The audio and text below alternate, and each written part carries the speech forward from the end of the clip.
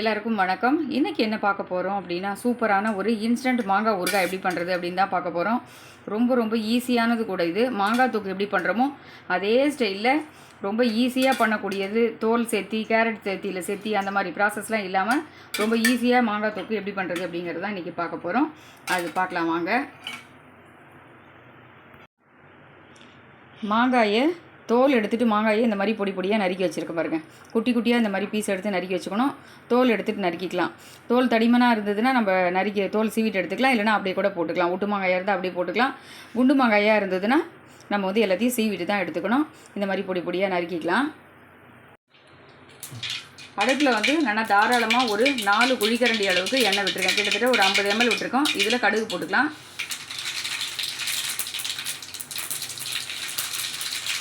ஒரு 2.5 ஸ்பூன் கிட்ட கடுகு போட்டிருக்கேன்.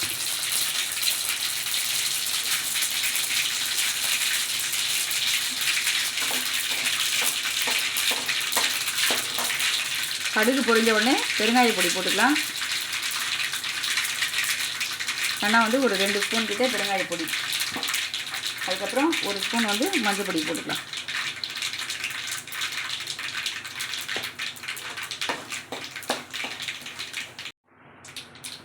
இப்போது நம்ம நறுக்கி வச்சுருக்க மாங்காயை இதில் சேர்த்துடலாம்.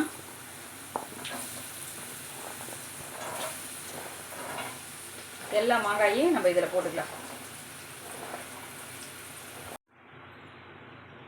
இப்போது இந்த மாங்காய்க்கு தேவையான அளவு காரப்பொடி போட்டுக்கலாம். நான் ஒரு 2 ஸ்பூன் கிட்ட காரப்பொடி போட்டிருக்கேன். காணல அப்படின்னா பார்த்துன்னு போட்டுக்கலாம். அடுத்தது இதுக்கு தேவையான அளவு சால்ட்டு போட்டுக்கலாம். நல்லா தாராளமாகவே உப்பு போட்டுக்கலாம். காயில் எவ்வளோ புளிப்பு இருக்கோ அதுக்கு தகுந்த மாதிரி பார்த்துட்டு ஒரு 2.5 ஸ்பூன் கிட்ட போட்டிருக்கேன். அதுவும் தேவைன்னா நம்ம பார்த்துன்னு போட்டுக்கலாம். அடுத்தது வெந்தய பொடி போட்டுக்கலாம். வறுத்து ட்ரை ரோஸ்ட் பண்ணின வறுத்து அரைச்ச வெந்தய பொடி, இது ஒரு 1/4 ஸ்பூன் கிட்ட போட்டுக்கலாம்.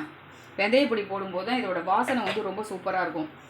இப்போது இதில் டேஸ்ட் கொடுக்கறதுக்காக நம்ம கொஞ்சம் சர்க்கரையோ இல்லை வெல்லமோ ஏதாவது ஒன்று கண்டிப்பாக சேர்த்துக்கணும். அப்போ தான் இந்த ஊறுகாய் அப்படியே குழவாக வெந்து ரொம்ப சூப்பராக இருக்கும். அந்த ஒரு மாங்காயோட புளிப்பு தெரியாத அளவுக்கு டேஸ்ட் கொடுக்கும். இப்போ 2 ஸ்பூன் கிட்ட சர்க்கரை போட்டுருக்கேன். இது எல்லாத்தையும் சேர்த்து நம்ம மிக்ஸ் பண்ணிட்டா ரொம்ப சூப்பராக இருக்கும். இது கொஞ்சம் கொஞ்சமாக குழஞ்சி அப்படியே வெந்து வரும். மாங்காய் தொக்கு பண்ணினா என்ன மாதிரியான டேஸ்ட் இருக்குமோ அதே டேஸ்ட்டில் இது சூப்பராக இருக்கும். இப்போ இது எல்லாத்தையும் நல்லா கலரிட்டு மேலே மூடி வச்சிடணும்.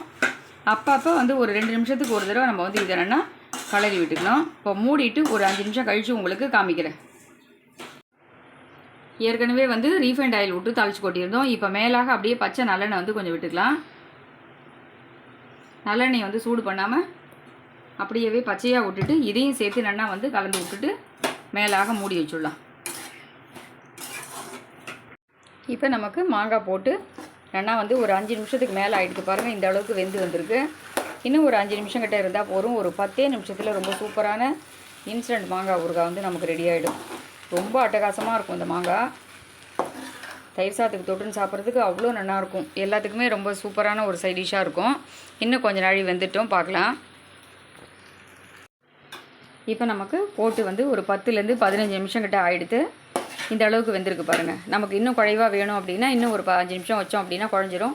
இந்த பக்குவமே ரொம்ப கரெக்டாக இருக்கும். நம்ம விட்ட எண்ணெயெல்லாம் பிரிஞ்சு நல்லா கலராக வெந்து வந்துடுது பாருங்கள். ஃபுல்லாக ரெடி ஆகிடுது அப்படின்னா தான் இந்த மாதிரி கலர்ஃபுல்லாக வந்துடும். 10 நிமிஷத்தில் மாங்காய் தொக்கு ஸ்டைலில் ஒரு இன்ஸ்டன்ட் மாங்காய் ஊறுகாய் எப்படி பண்ணுறது அப்படிங்கிறத பார்த்துட்டோம். ரொம்பவே அருமையாக இருக்கும். நீங்களும் ட்ரை பண்ணி பார்த்துட்டு எப்படி இருக்குன்னு சொல்லுங்கள். இதே மாதிரி மறுபடியும் வேறொரு வீடியோவில் சந்திக்கிறேன். நன்றி, வணக்கம்.